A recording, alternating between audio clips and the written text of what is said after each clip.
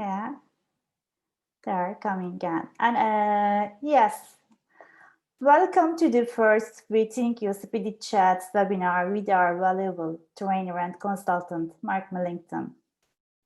This is Müge Gökdeniz. I am the director and the founder of the company, Wthinku Training and Consultancy Limited. Also, today I moderate this first webinar, Wthinku Speedy Chats today. Wthinku designs and conduct some trainings and coaching programs to the individuals all over the world. Also, we design special corporate development programs for reputable companies with our experienced trainers who are always ahead of the curve. You can find more information about our services in our website www.wthinku.com. In our training programs, we are providing not only specific know-how, but also provide cultural experiences that support to the training's objectives. This is our most important feature that distinguishes us from the others. Starting from that point, we create Wthinku Speedy Chats webinars. As you know, a new era has begun in all our sectors with the global effects of the COVID-19 pandemic. We are in a period where we need to minimize physical contact as much as possible. With this change, new concepts enter our lives such as social distancing, staying home, and the new normal. Working styles have changed and will continue to change. We intend to talk about changes and their effects to the business and the sectors in the Wthinku Speedy Chats. We know that it is too hard for participants to call attention for a long time in virtual events from our experiences. Therefore, Wthinku Speedy Chats is a swift and to the point. Each event will take up to 30 minutes and give a clear message and try to answer some of questions. So I want to introduce to you our speaker, who is our valuable and experienced team member of Wthinku, Mark Millington. He is a learning and development professional with over 20 years experience, gathered working with blue chip organizations around the world. He has true understanding of both the premium, automotive, and luxury marine sectors, having worked with the leading manufacturers in both markets and also their retail partners. He specializes in sales and customer experience management.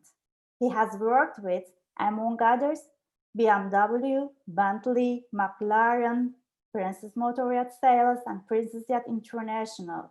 He has experiences in designing, delivering, and evaluating programs such as face-to-face workshop sessions, coaching sessions, remote coaching sessions, virtual classes.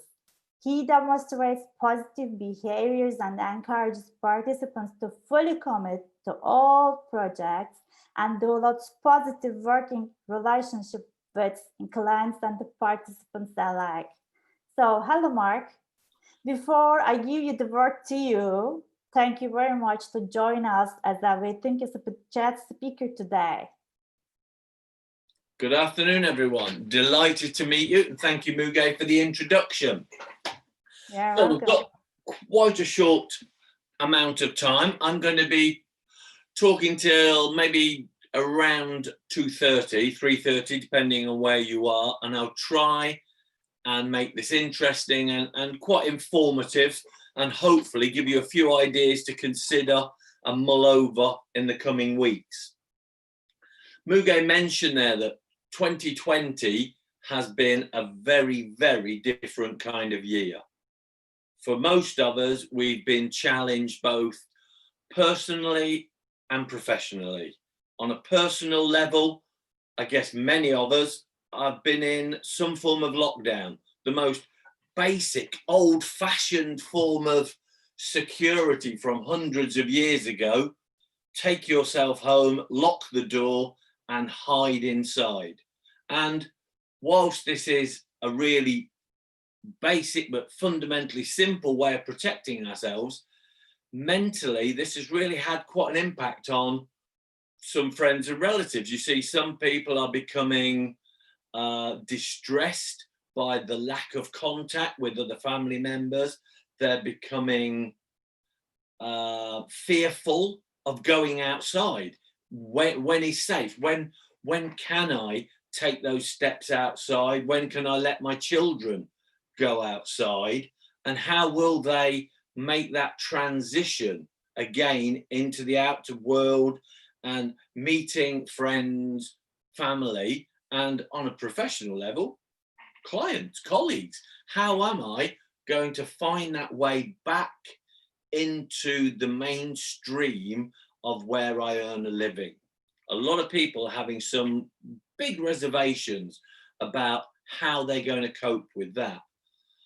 On the professional side, because we've been locked away at home, we haven't been into the office, we haven't been face to face with clients, so we might feel a little game rusty. We're not as on the ball as we need to be when we're maybe doing some Zoom calls or team meets from home. And that in itself has been a revelation for us, because these were two systems that we were aware of, and some of us used them 3 or 4 times a year maybe, but that never really looked like it was going to take off. I've offered clients the opportunity to use those rather than have me fly to places in the past, and they've turned it down. I think those days have changed now. I think the likelihood of flying anywhere is looking fairly slim for probably the next 18 months, 2 years. So as we start to use the virtual world more often, we need to think as sales professionals, how do I utilize these systems and these packages in the best way that suits my skill set and the needs of my clients and my employer, to make business, to help people understand about the products and the services that we as an organization offer, and how they might believe that even without physically meeting me, that I'm the person that they can place their trust in, that they can place their faith in, and believe that if an order is placed, I'm in their corner, going forwards through the process from order to delivery and into the ownership cycle, that I will always be there should they have a problem. So that's a really interesting conundrum that we as sales professionals have got to wrestle with over the next few weeks. So let's think a little bit about the world in which we operate. If we just look at the news press and the TV news, you could very quickly convince yourself that it really isn't a good time to be out there trying to do any kind of business, that there is little to be had, and we're wasting our time. But you think and look a little further, just scratch the surface, push the bushes aside, and think about, let's go back to what we mentioned a moment ago, Zoom. Eric Yuan, the chairman there, he's seen their share price rise 1,900% this year alone. He has earned $7.5 million this year alone. Excuse me, $7.5 billion. Elon Musk, another one, $8 billion. No one even knows what Jeff Bezos is earning at any one time. I'm not suggesting we're all going to chase these 3 guys and find their business. What I'm saying is there are successful businesses out there. There are times like this where certain businesses and lots of people can make very good business decisions. People will be seeing other businesses fail, maybe property prices taking a little bit of a dip, currency fluctuations make it more attractive for them to buy in different markets. So it's really now the case is to identify who are your potential clients, revisit your CRM system, who didn't buy last year, who might have done, and now might be in a better place this year. Who are the movers and shakers in your marketplace? How can you identify them? And then how can you make some form of connection with them? Make that initial contact, introduce yourself and your organization. When we've done that, or even maybe as we're thinking about that, we need to consider when we make contact, what are these people looking for? When they make a purchase, what do they look for in the behaviors, the support, the level of service they get from that salesperson? I think it's, for most of us, we can understand that it would be great to be fabulously wealthy, because the days of taking something off the peg and being happy with it being about the right size are gone. You know, it would always be things are made to fit you. Every time you get on a plane, you turn left into the first class, or you're even on a private jet. So it's about thinking in that mindset. How is it that someone is used to having everything tailored to them, having a bespoke experience, something that was pieced together and proffered to them solely for them, because it was their needs that were identified and understood and talked about by the salesperson they met. So if we're talking about needs and how do we understand that, it's all about sales qualification. Whenever I run any kind of sales workshops, events, this is the foundation. The more we question, the more we probe, the more we clarify what the customer wants, needs, means by what they say. Let's get some clear definitions. This helps us in a couple of very basic ways. The client shares information. That's sales 101. We need to understand that. Let's get that down. But now, why is that important? When they talk about safety, when they talk about security, when they talk about luxury, whatever words they use, let's clarify that. Can you tell me a little more? Can you define that for me? And if someone says soon, how soon? If something is expensive, what do they mean by that? Let's be absolutely explicit, because every time we probe the client, two things are happening. Once again, we get more information. So we're not making guesses or estimates. We're dealing with what this customer wants. What he or she values is valuable to us. And more importantly, we're demonstrating interest to this client. We're not just taking things on face value, scribbling it down. Yeah, I've got that. That's a superficial interaction. What we want to do is really build the rapport, understand the bigger picture, the context into which this purchase is going to be really important. So in my world, it's premium quality cars, it's luxury boats, it's high-end houses. And at the present, in July, we have seen inquiries in all three markets going really quite steeply up. Some dealers are talking about record sales for July.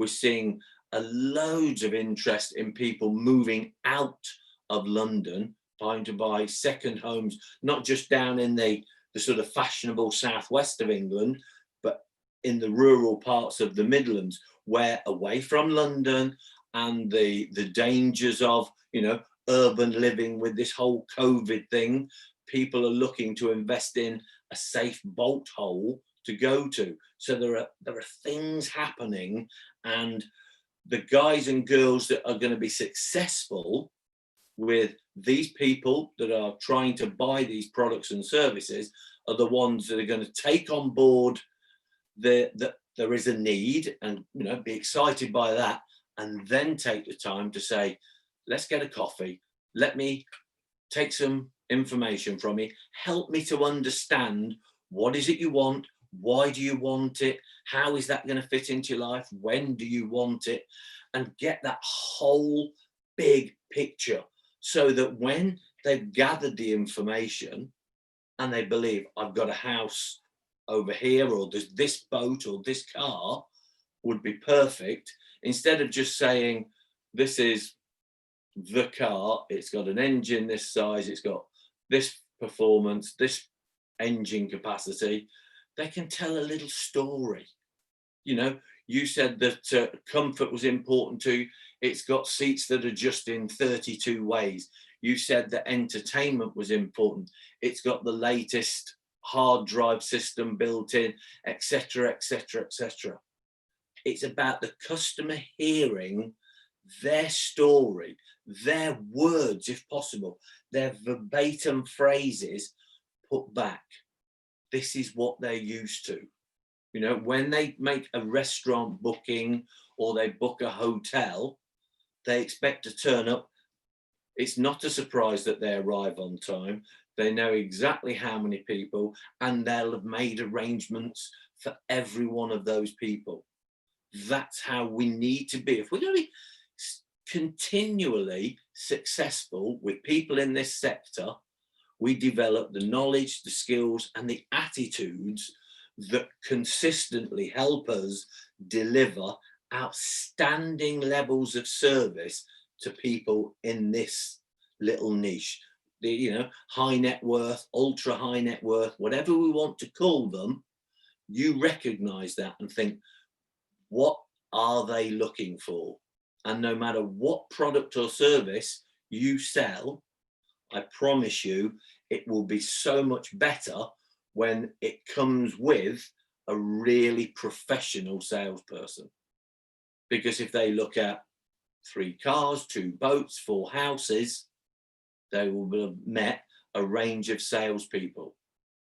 And it's about leaving the very best impression of you with that person, so that the combination of the great product or service and you can be that compelling argument that when they're sitting down and reflecting on the time they've made available, what is the lasting impression? How do you do that? Now, historically, we'll have jumped in our car, visited them. We'll have invited them to our offices. We'll have taken them to houses, to boats, to cars. That may be problematic in the next 18 months. We might need to think about how we utilize these virtual arenas. How might we maximize these little channels, create little videos, little vignettes of you presenting something to motivate, to stimulate, maybe even amuse the customer. You know, let's not underestimate the rapport we have. If we build that rapport, we can just lever different parts of the customer's imagination. And that's not to be underestimated. But this whole virtual arena, you've got to get to grips with, because historically, face to face, you were super powerful. But now we need to work harder to use these channels to continue that stimulation, the questioning, the feedback, and the sharing of information. And ultimately, the question, do you want to come and visit us and I'll make all of the necessary safety arrangements to visit the boat, the car, the house. For instance, there's a large boat show next month on the south coast in England. Usually open the gates, hundreds, if not thousands of people. This year, it's entirely by appointment. And as we stand here now, with 2 or 3 weeks to go, it's already 2/3 booked with people who've made appointments to come and talk about buying a boat, to look at a boat. So that tells me there are enough people in the UK spending or planning to spend significant amounts of money. So where we're building these boats, these houses, cars, other businesses will be profiting from that too. So no matter where you are in the ecosystem, start doing that research. It's not as bad as the press would have you believe. There are significant things happening out there in the marketplace that could be available to you. So I'm conscious that I've spoken sort of 15 or 20 minutes now. So let's just summarize. It is and continues to be a challenging world in which we live in at the moment. But let's not be afraid of the opportunities that might still exist, because they will. And we want to be the person that's in the best possible position to take those. So reflect on your knowledge set, your skill set, and the attitudes that you possess, and think, particularly on the skill set, are they up to scratch to cope with this virtual world? If not, let's do some practice, you know, with your colleagues, with family and friends. Set up Zoom calls, create little videos, make yourself better and more effective at using these tools, because for the foreseeable, they're going to be as essential as a mobile phone. So let's be good at those. Let's think about who we can target and how we're going to do that. Okay, I hope that's piqued your interest just a little. If you've any questions at all, I'm sure Muge would collate those and we can maybe answer some now, or just fire answers out to you over the next week. Thank you very much. Yeah, thank you very much for your sharing, Mark. I have a question for you, if Okay. it's possible. You're talking about asking questions. So why do you want to ask so many questions? Won't the customer get bored about it? I understand that question. I've heard that. I've heard that several times before. Yeah. There's a number of reasons. One, I want to gather as much information as I possibly can, because when the customer's gone, I don't want to be picking up the phone or sending more emails. So I want to gather as much as I possibly can in one go. The more questions I ask, I hope that he or she begins to think, this guy's asking lots of questions. He's taking me seriously. He really does want to get to every different angle of my purchase. And hopefully, if they think that, they might just start to think that should be a good thing for me, that I'm in the hands of a professional. And thirdly, that out of this time, this questioning, and particularly the answering, because it's our opportunity to just listen and pick out where is the emphasis on certain words and make notes around that, because messages come back that are more than just the language the customer uses. But it really is key that in that first meeting and every subsequent meeting, we maximize that time. It's so valuable. These are really busy people often. We need to grab them and get every last piece of information that we can. It seems odd, but it does ultimately pay off. I hope that answered the question. Yeah, thank you very much for your sharing. It's really valuable. Okay. These were. Thank you very much. And also, I want to thank to our entire participants to join our first Wthinku Speedy Chats Me webinar. too. We hope you have a pleasant time with us. So please follow us on our social media channels, Facebook, Instagram, and LinkedIn. Also, you can find more details or training and consultancy services in our website, www.wthinku.com. Please don't hesitate to contact us for your questions and comments. See you on another Wthinku Speedy Chats webinars to talk another interesting subject. Goodbye. Thank you all for you. Bye-bye. Bye-bye.